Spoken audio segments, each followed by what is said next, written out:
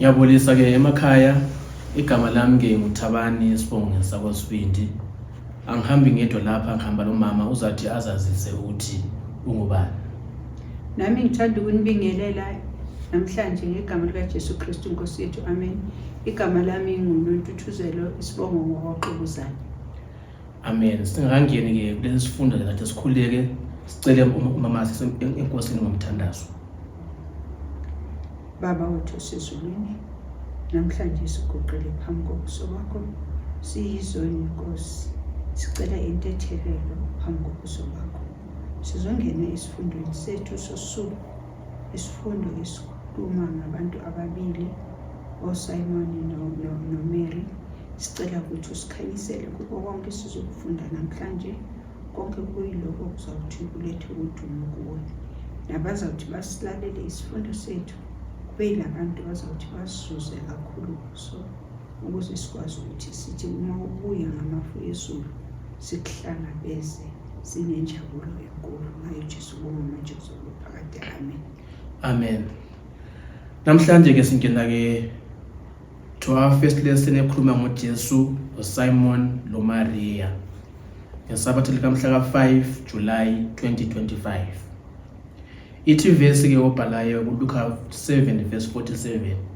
Uzoyifunda ke ngesilungu. Ithi ke, wherefore I say unto thee, her sins which are many are forgiven, for she loved much, but to whom little is forgiven, the same loveth little.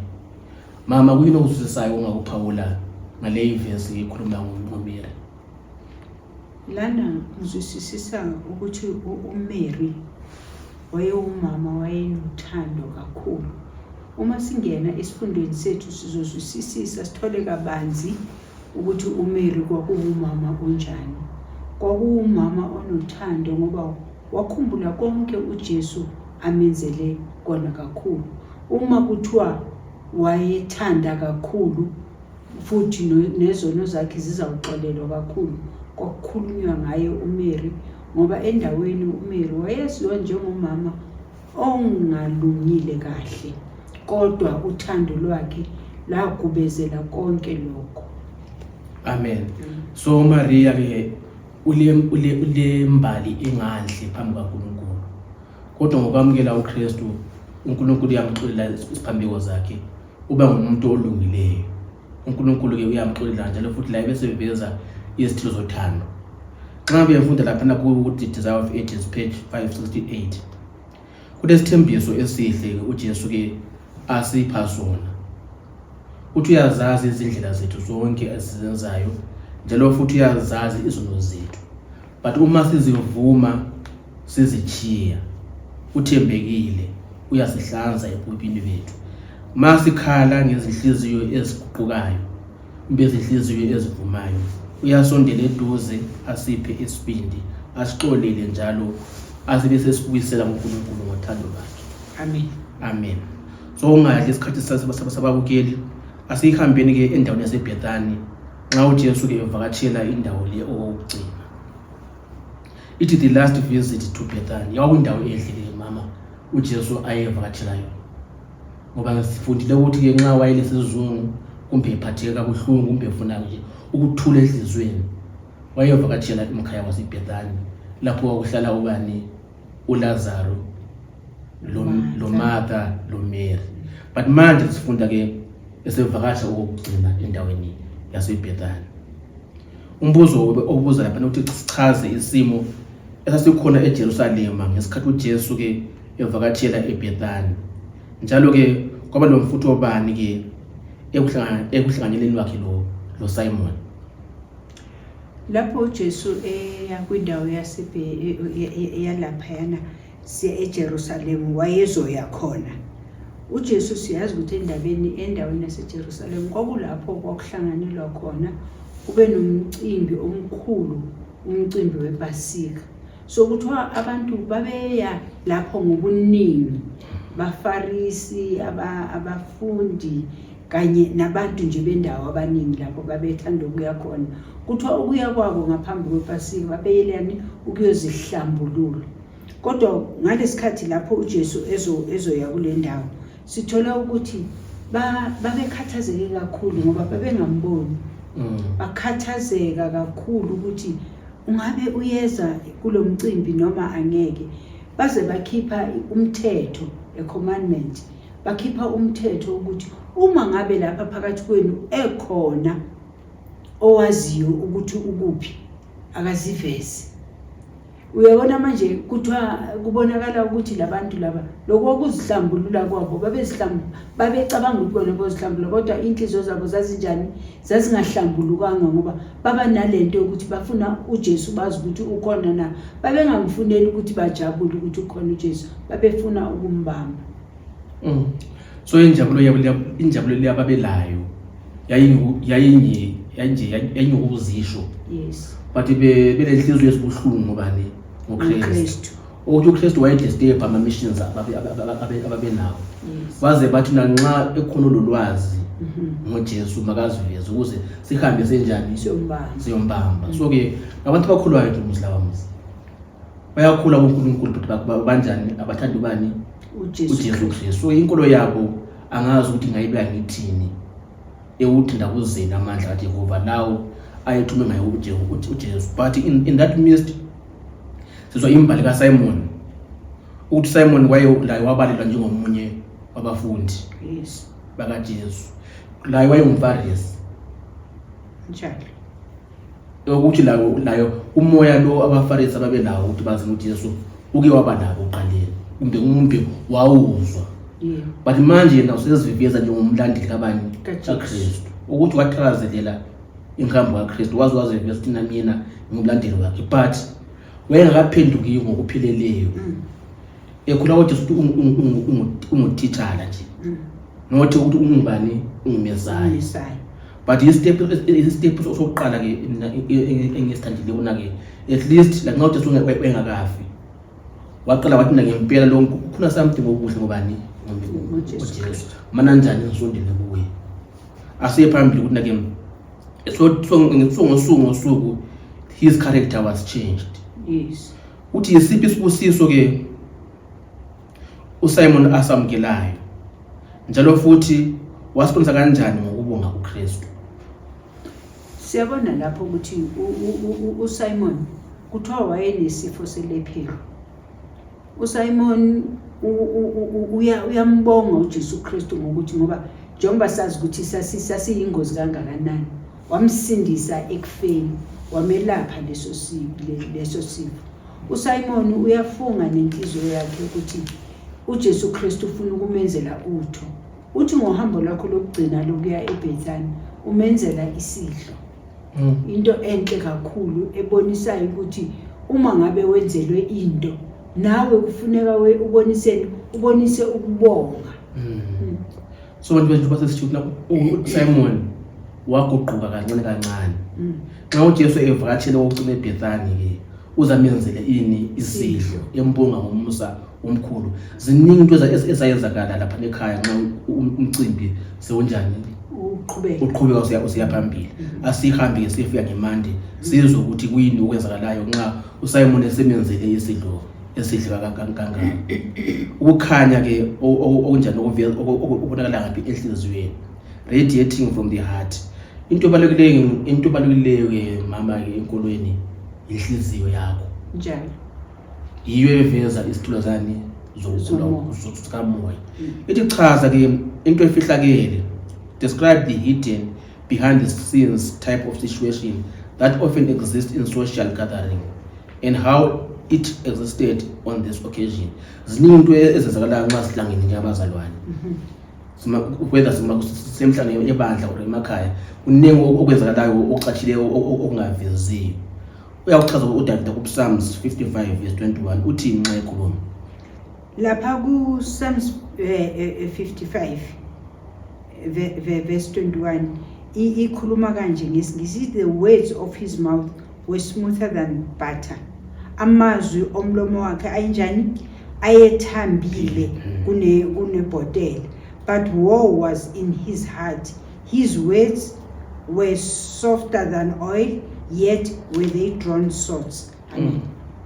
Amen. Amazwi abuhlungu kakhulu lana abonisa ukuzenzisa lokho okundlulele ukuthi njengoba ngikhuluma manje nawe uthi mawungizwa ngikhuluma uthi hayi waze wathobeka umama waze wakhuluma amazwi amnandi kodwa ingaphakathi lamlini kuthiwa likhipha iminjunju swords likhipha iminjunju so yinto eyenzeka ke la eyenzeka lana eJerusalem babebonakala abaFarisi kwabantu abalungile abamnene abakhuluma kahle kodwa ingaphakathi labo lalonakele kakhulu yilo lele lalikhipha leminjunju ngoba babekhathazeke ngento abebehlose ukuyenza ngaphambilini ngoba yini inkinga eyenza konke lokho kokuwukuthi inhloso yabo babefuna ukugcwaliseke inhloso yabo yokuthi benzeni babambe uJesu Kristu. Amen. So kuthi ukuthi abaFarisi labo babechumayela abalaleli abangakwaziyo bethakazile amazwi abakhulumayo. Yebo. Kanti bona bachumayela ngokwabo bashisekile ngaphakathi. Inhliziyo zibuhlungu ngobani ngoKristu. Ithi ke those who have come to the feast closely watched his movements. And some of them with unfriendly eyes. Oh, Nkosi. So ke nxa bechumayela amehlo abo abheke kubalaleli akade abheke kubani kuKristu ambe uyangaphi uphuma uyangaphi wenzani ukhulumani so uthi ukuthi amehlo abo yakulumnqeko ekubheke ngelihle libuhlungu lihle eliyezayo kumbe lihle elikhuluma bathi amehlo akhulumayo yiwo la uJesu ayewabhekile and futhi Jesu sangabaleki obakhona phakathi kwabo. Amen. Enye into ogcwalisela lapho mzalwane ukuthi into yayibaphethe kabi ngalelo langa kuthiwa imisebenzi kaJesu Kristu yacaca ebantwini yabonakala ebantwini yiyo ke lento babengafuni ukuthi yenzeni igcwaliseke. Amen. So into embi ngomona la ngomhawu. Amen. Siye kuphila phana uthina asichaze ke izenzo zika Maria esidlweni sika Simon. Lapha sibona uMaria esidlweni sika Simon angithi kwakhona uJesu kukhona uSimon kanye naye uMary. uMary ke wayengaziwa njengomama okahle endaweni kuthiwa kokungasuyena umama wayeziphethe kahle kodwa sibona isimanga lapha esidweni uma ebona uJesu uyasukuma uma emva koJesu kuthiwa uyakhala uzwa ubuhlungu uMary uzwa ubuhlungu uthi inyembezi zakhe wakhala zaze zachithekela ezinyaweni zikaJesu lapha yana ke wayethengeke uJesu ulokhuzana kunento ayeyihlosile ngenhliziyo yakhe ukuthi ufuna ukumpha isipho uJesu Kristu wathenga ioil enexabiso eliphezulu kodwa manje uma efika lapha ufika uma emva kwakhe uyakhala izinyembezi zakhe zithontela enyaweni zikaJesu kuthiwa waguqa ngamadolo wasula izinyawo zikaJesu ngezinwele zakhe zibonisa ini ukuzidela ukuthobeka nothando wayenalo ngoJesu Kristu wenzani uthi mayiqeda lapho uyazicabuza izinyawo zikaJesu Kristu. Amen. So le yimsebenzi yophenduko. Yeah. uMaria lo phesikhuluma ngaye sikhumbule ukuthi ke nguMaria ofanayo usesika Martha. Yes. noLazaro. Yebo. So ke ulengihambo uyaziwa edolobheni. Imisebenzi yakhe emiba yenzayo iyaziwa ngaphi edolobheni. Labafarisi babhekile ukuthi na uzayenzani isu lesiyo. Xa uJesu sithi ulungile ungane enjani ehlobeni lalo umuntu ke wenza isimanga esithile. So but izimpawu zophenduka siyazibona. Ithi kuyini uJudas akwenza ke nxa ibona lesi senzo. uJudas njengomuntu kwakuwumuntu waziwa kakhulu ukuthi umuntu ohlakaniphile futhi wayenesikhundla esiphakeme kakhulu ephatha izimali zabafundi bakaJesu kuthiwa uJudas wasebeza ebuza laba abanye abaseduza ukuthi kungenxa yani kuchithwa imali engaka, ngoba le mali lena manje i-oil lethengiwe ebiza kangaka, le mali le ngabe ithathiwe yathengiswa le oil, yathathwa imali yasiza abahluphekile. Akaboni uthando olwenziwa yile nkosikazi. Yena into emkhathazayo nje ukuthi ngabe kwenziwe okunye. Imali eyifuna ukuthi ngabe izaba ngiyakhe. Into embi ngaleyo into embi ngoJudas akazange question uJesu. Wakhuluma emaceleni. Inyenyeza ukuthi hayi imali ngabe linjani siphi abampofu. So yena nje ukuthi ububi uqale ebantwini aba-approach umuntu abambona njengesifuni bakhulula ngabi emaceleni. But uJesu wayebona ingqondo kabani? kaJudas wayeseyifundile. Ugcwalise ke umoya wesiprofeto lapha yana kwi-line number 6 mangaqamba manga. Ithi instead of waiting to hear what Christ would say of the matter, he began to whisper his complaints to those near him, throwing reproach upon Christ for suffering such waste. uKristu asimlindi noma sibona ezinye izinto sifuna ukuzenzela ngokwethu. Kwakufanele ukuthi lana ngoba embonile noma uJesu Kristu ukuthi umfundisi, kwakufanele ukuthi alinde kuye ukuthi njengoba lo mama enze le waste ayibiza i-waste, wathi wamthengela amafutha adurayo, kwakufanele ukuthi ezwe ukuthi uJesu Kristu uzothi ngoba izinto zikaJesu Kristu azenzile ngaphambili wayesezibonile ukuthi uJesu Kristu unamandla okwenza konke, kodwa yena usitshela ukuthini, mina ngizoyibamba ngokwami le ndaba. So ngomoya omubi ukuthi uJudas aba nawo nxa wabona lezi zehlakalo athaqhuba futhi nxa siya ku Tuesday inkohlakalo kwabani kaJudas. Eqinisweni, why did Judas criticize Mary's act of anointing Jesus' feet? There's something behind Judas. Asithi na wenza kuhle, there's something inside of him. Yayini lento leyo uJudas lo esikhuluma ngaye. Angithi yuye lo futhi wayezothi athengise uJesu Kristu. Wayengabakhathalelanga abantu abahluphekile uJudas. Konke lokho wayekwenzela nje inzuzo yakhe. Kuthiwa ke wayenesikhwama ehleze esiphethe semali yabobani yabafundi bakaJesu. Kuthiwa ke wayenokuzidomulela ke kule mali, azidomulela ukuthi enze imisebenzi yakhe. Njengoba ekhuluma lenkulumo wayesecabanga nje ukuthi ngizoyithengisa le oil, mangithengisa le oil nami ngikwazi ukuzithathela okwami okuncane ngenzeni ngizibekele kona ngasese. Kodwa manje usebenzisa abobani, usebenzisa abantu abahluphekile. Angithi nangalesikhathi samanje abantu abahluphekile basasetshenziswa mzalwane. Abantu abahluphekile basasetshenziswa kakhulu. Basetshenziswa kanjani abantu abahluphekile? Abantu siyababona bavula amakhampani bathi sicelela abantu abahluphekile.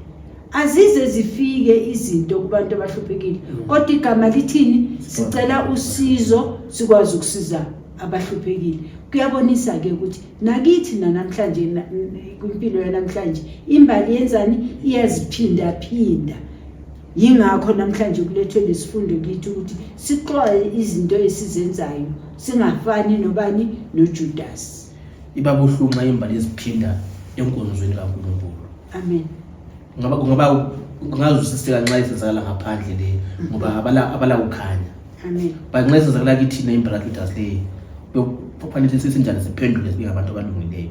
Siyekuphi, how did the disciples consider Judas and how did he consider himself? Abafundi laba bangu-11 bambheka kanjani ke uJudas? Laye wazibona njani uJudas? Asikhumbuleni ke ukuthi uJudas yena nje ngokwakhe wayezibona kuyindoda ehlakaniphile futhi emkhulu nje kunabo bonke labafundi bakaJesu. Ezibona nje kuuye ngoba phela kwakuwumgcinizimali. Manje nabo ke ngoba wayese ebenze ukuthi bacabange kanjalo naye, abazange babone iphutha lapha, babona nje ukuthi uJudas lento ayikhulumayo injani iyiqiniso, ngoba wayesezi ingqondo zabo kusho ukuthi wayesezimoshile ukuthi yonke into ayikhulumayo yenzani yiyo elungileyo. So uJudas wayele influence ebafundini. Ngoba sikhumbule ukuthi uJudas wayevele laye efundile ngomhlabeni. Yebo. So ke into ayenzayo wayenza ngokuciko okukhulu ukuthi na nxa ngila umoya oyingcwele wake kunanzelela ububi abenza. So abanye abafundi basebemkholiwe iplani kabani kaJudas. Describe what often drives those who quietly murmur to others and how it can affect sensitive souls being targeted by it. Lapha uJude 1:16 uthi izinkanuko zabo betusa izinkanuko zabo ngenxa yenzuzo, yilabo abakhononayo nabasolayo behamba ngezinkanuko zabo. Umlomo wabo ukhuluma ukwangala, betusa ubuso ngenxa yenzuzo. Lana ke sizoyithola ke lana kumoya wesiprofeti ukuthi yenza njani. Ithi Mary had the words of criticism. Her heart trembled with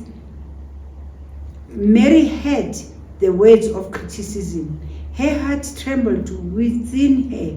She feared that her sister would reproach her for extravagance. The master too might think her improvident. Without apology or excuse, she was about to shrink away. Siyabona ke manje la. Angithi lo nkosikazi siyakhumbula ukuthi unkosikazi owazinikela kuJesu Kristu.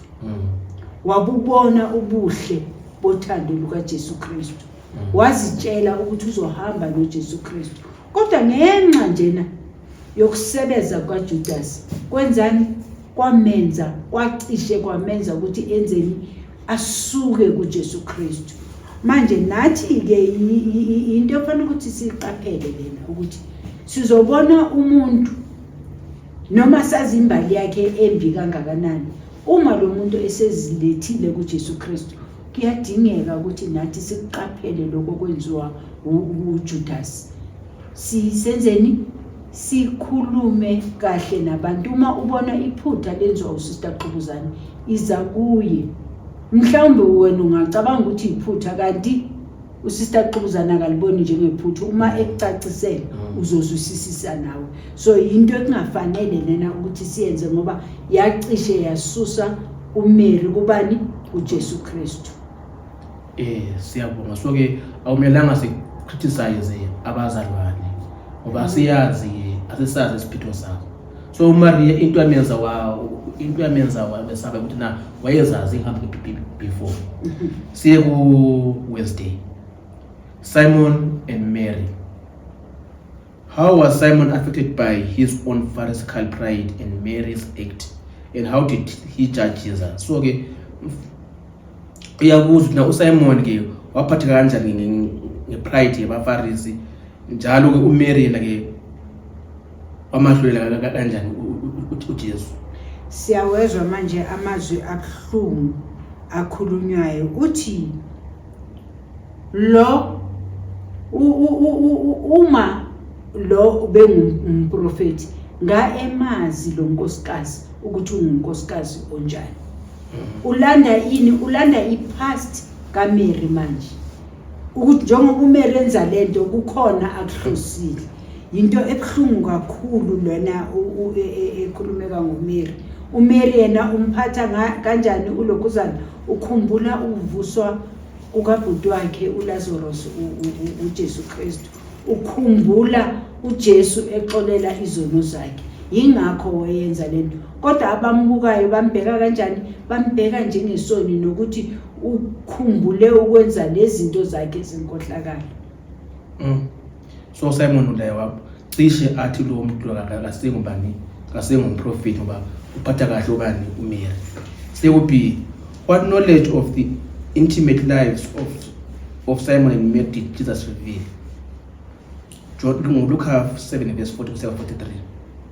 Hey, imnandi kakhulu le. uJesu Kristu kumenzela umzekelo wabantu ababili. Ukhona omunye wayekolota amakhulu amahlanu. Omunye wayekolota 50. Uthi kuye babekolota umuntu umtshelekisi izimali, bemkolota lemali. Uthi labantu laba banamali yokubhatala lo mtshelekisi izimali. 500, 50. Uthi ma ebona ukuthi abanayo imali, lo ubaxolela bobabili. Uyambuza, ubuza lo uthi omuphi oxolelwe kakhulu? Uyasho uthi yilo okolota 500. Uthi ukhuluma kahle ke. Uthi ukhuluma kahle Jesu Kristu. Uthi unqume kahle kakhulu. Uyayibona ke manje wenzani? Umbuyisela emuva ukuthi lo nkosikazi wona kakhulu kodwa ngakwazi ukumxolela. So ke both yena uSimon la uMary babeyizulu. Yebo. Bedinga kunjani ukuxolelwa uKristu. Athi ukuthi uba lo uleso esibonakalayo kwedlula sakhe yena right. Siye usi. How did the Jews react when Jesus said that Mary's sins were forgiven? Athi madoda ngokuxolela kwesono zikaMary. Bayabuzana bathi ubani lo okwazi nokuthethelela izono. Abakathembi ukuthi lo nguMesaya. Bayabuza ukuthi ubani lo okwazi nokuthethelela izono. Ngoba phela wathi uJesu Kristu kunkosikazi leyayibi wathi ukukholwa kwakho kwenzani? Ukusindisile. Hamba ube nokuthula. So ke uthi na what effect did Christ's parable have on Simon's heart? Ngemva kokuthi semchazele le parable oyishiloyo. uSimon ukwathi dwekuyi wazibona nokukhanya okusha. Ebona ukuthi naye kusho ukuthi nje noma ungonanga kakhulu kodwa naye uyini? Uyisoni. Kwaba yinto enhle kakhulu nawo. So into enhle ukuthi na ke uSimon wazibona ke. Wakubona ukukhanya. Yebo. Wakubona ukuthi Jesu umbonile ukuthi ngempela naye uyinjani? Uyisoni. So ke lathi ke in short awumelanga sijaja nabanye abantu ba sizwe nesifana nabo. Siye ekutesting emaphethelweni. Simon's confession ukuqoka kabani kuka Simon. Proverbs 9:8 or James 5:20. As unsure as the outcome may seem to us, why are we encouraged to speak candidly with sinners such as Simon? Lana James 5:20 ngimthandile kakhulu uthi, let him know that he which converteth the sinner from the error of his way shall save a soul from death and shall hide a multitude of sins. Amen. Amen. Uma ngabe umbuyisa umuntu ekonweni kwakhe, angithi ngonile mzalwane, uma ngabe ungibuyisa kanjani? Ungibuyisa ngothando. Nezono zami eziningi ebezingavela uzenza uzembozile. Amen. Ngimthande kakhulu le verse le. So kulesifundo esihle sika Mary lo Simon. Especially Simon wana engananzeleli ukuthi na uYesu lesibala nobani la uMary. But at the end kuba ngo2 baba ngabantu abaphendukileyo. Wasela abaFarisi ababili pride ababengafuna njani ukuphenduka. Efuna ukustili bekube njani? Efuna ukubona bazingile uJesu. Kubi. What did Jesus say about Mary's act and what encouraging words did he address to her?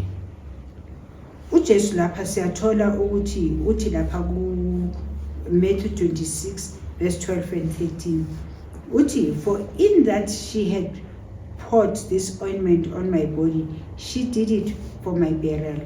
Uthi njengoba ethele le oli emzimbeni wami uyenzelani? Uyenzela ukungcwatshwa kwami. Verily I say unto you, wheresoever this gospel shall be preached in the whole world, there shall also this woman had done be told for a memorial of her. Amen. Amen. Uyabona lento yenzo uMary njalo. Yenza ukuthi kube yinto ezawuthi ikhulumeke kwisizukulwane nesizukulwane. Amen. Amen. So wesinake your faith has saved you. Go in peace. Nkosi yami. So uMaria wenza umhlatshelo omkhulu bona ke nxa esenza kanje into uThuda zangayizwisisi. Nxa uMaria egcoba uJesu wayemenzela for his umngcwabo wakhe. Ngoba nxa sesifana zangaxutshwe futhi. uMaria ngokwenza kanjalo wagcotshwa in advance. Nxa sesifa ulala ngokuthula. So siyabonga ukuthi uMaria wayinanzelela insindiso yakhe wachiya izono wahamba noJesu. Kuyini ungakuphawu mama singakavalekile inkonzo. Engingakuphaula lana ukuthi bazalwane njengoba sihamba kule ndlela yokholo kufuneka sazi ukuthi sikholelwa kuyini, futhi kufuneka sazi ukuthi uNkulunkulu usithanda noma yabona amaXhosa ngothanda methi ama-athalala. Kusho ukuthi uyile soni esindlulele, kodwa uJesu the more uyisoni uma uzilahlela ezinyaweni zakhe uJesu Kristu ulungile, uJesu Kristu uyasixolela. So lesifundo lesanamhlanje siyasikhuthaza ngoba ungathola ukuthi omunye umuntu ubekholwa kodwa akasezi enkonzweni, athi uma ezibheka azibone eyile soni esinukayo, isoni esingasafuneki nangaphambi kobuso bukaNkulunkulu. uNkulunkulu uyasibiza sonke, uthi noma sinjalo asize sizilahlele ezinyaweni zakhe, yena ulungele ukwenzani ukusixolela. Amen. Amen. Saniko singasusa nathi ke sibile ingqondo kaMaria lo Simon, singajajani kabi komunye kodwa sinjani silithane ukhanyile, sinazi ukuthi lami nginjengothabani ngonile phambi kaNkulunkulu, lo mfowethu unjani wonile. So lonke sidinga ini intithelelo Jehova. Inkosi esifusise masigqibale lesifundo ungapheliyo. Amen. Amen. Singakavali sathi ke siye inkosi ngomthando masibonga isifundo asikhuleke. Baba wethu osezulwini, ngalesi sikhathi siyabonga abana ke usiphile isifundo esihle esiveza Nkosi ukuphenduka lokunanzelela esiphambi kwezethu njengendlela leyo Simon noMaria abaphenduka ngayo. Siphe Nkosi inhliziyo yothando komunye bona Nkosi sikhuzane sibonisane njengoba singayahlulelani Nkosi ngendlela esiphila ngayo, kodwa sonke sinanzelela isidingo sinaso ngokuba siyifiwe uKristu. Ngendlela uKristu aphetha ngayo uMaria lo Simon singathi la ndlela engafinyelela kithina, sikhiphe umoya omubi lo Nkosi wehlela uJudas bona ke akhulume izinkulumo ezimbi ngasese ezawumana kusalahla abanye abafundi, kodwa umsa wakho owenzayo sibona uMaria lo Simon bebantu abaphendukileyo. Sisize ukuthi kule ndlela sihamba ngayo lathi sincedise ngokomunye ukuze ngolunye usuku sibe lapho ke abazahlela ezulwini ngokuthula langentokozo. Egameni elihle leNkosi Jesu siyakhuleka. Amen. Amen. Siyabonga ke balaleli emakhaya, sesigqibeze sithi sifundo namhlanje hlanga ngathi ke kwesizwe nesandila sikhuluma ke the triumphal end nxa uJesu ke engena eJerusalem. Inkosi sifusise ongapheliyo. Amen. Amen.